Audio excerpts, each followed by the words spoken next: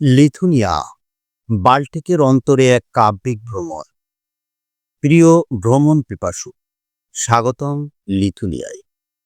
ইউরোপের উত্তর পূর্ব প্রান্তে বাল্টিক সাগরের তীরে এক অচেনা দ্বীপ, যার বুকভরা অরণ্য, ঝিলমিল করা হ্রদ আর প্রাচীন নগরীর পাথরগুলো এখনো যুগের কবিতা ফিসফিস করে যায়।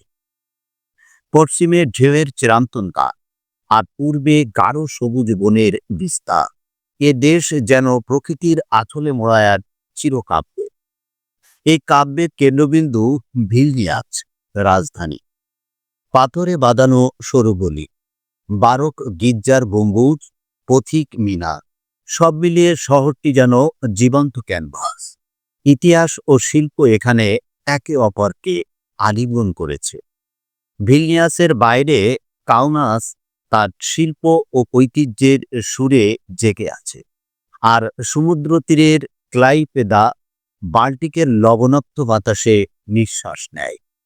এখানকার ভাষা লিথুনিয়াস, পৃথিবীর প্রাচীনতম জীবিত ইন্দো ইউরোপীয় ভাষাগুলোর একটি, যার প্রতিটি শব্দে ইতিহাসের প্রতিধ্বনি।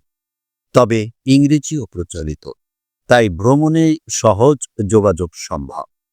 মুদ্রা হলো ইউরো, যা দেশটিকে ইউরোপের মূল স্রোতের সঙ্গে বেঁধে রেখেছে। আবহাওয়া যেন ঋতুর নাট্যমঞ্চ। গ্রীষ্মে রোদ ঝলমলে সোনালী মাঠ আর অনন্ত দিনের আলো, আর শীতে দেশটি পরিণত হয় রূপকথার সাদা রাজ্যে। বসন্তে ফুলের বাহার ছড়িয়ে পড়ে গ্রামগঞ্জে, আর শরতে অরণ্য সাজে রক্তিম অ্যাম্বারের রঙে। প্রতিটি পথ হয়ে ওঠে জীবন্ত কবিতা।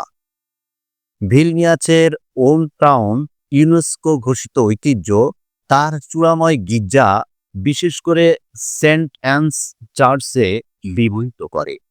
জলের বুকে ভেসে ওঠা ত্র্যাকাই ক্যাসল যেন রূপকথার দুর্গ, আর সমুদ্র তীরের পুরোনিয়াস স্পিড, যেখানে সোনালি টিলা মিশেছে সবুজ অরণ্যে।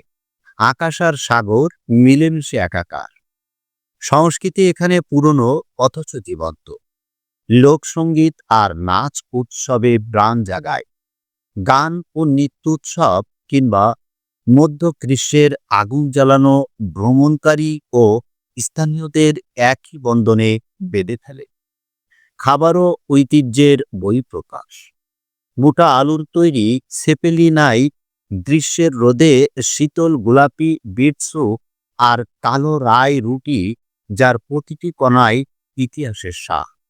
ভ্রমণ সহজ যদি থাকে সেনজেন ভিসা।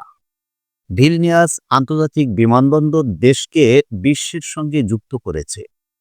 ভেতরে ট্রেন, বাস আর অভ্যন্তরীণ উড়ান ভ্রমণকারীদের সেবায় প্রস্তুত। শহরে পাবলিক ট্রান্সপোর্ট নির্ভরযোগ্য, আর চাইলে সাইকেল ভাড়া করে প্রকৃতির ছন্দে তাল মেলানো যায়। থাকার জায়গা নানা রকম, আধুনিক হোটেল, হ্রদের ধারে কাঠের কটেজ, কিংবা পুরনো শহরের ভিতরে ছোট্ট অতিথিশালা। খরচ পশ্চিম ইউরোপের তুলনায় অনেক সাশ্রয়ী। পাবলিক ট্রান্সপোর্ট, মাঝারি মানের হোটেল আর রাস্তার খাবার, সব মিলিয়ে সীমিত বাজেটেও গভীর ভ্রমণ সম্ভব। ইন্টারনেট সহজলভ্য, সস্তায় স্থানীয় সিম কার্ড পাওয়া যায়। দেশটি চলে ইস্টার্ন ইউরোপিয়ান টাইমস GMT+2-এ। স্বাস্থ্যসেবা আধুনিক, ট্যাপের পানি নিরাপদ, যদিও বোতলজাত পানি সহজলভ্য। নিরাপত্তা উচ্চমানের, তবু ভ্রমণের স্বাভাবিক সতর্কতা বাঞ্ছনীয়। লিথুনিয়ায় ভ্রমণ মানে শুধু একটি দেশ দেখা নয়, এজন্য এক জীবন্ত কবিতায় প্রবেশ করা, যেখানে প্রতিটি নদী একটি গল্প, প্রতিটি পাথর একটি কিংবদন্তি, প্রতিটি সুর আপনাকে তার সঙ্গে জুড়ে নেয়।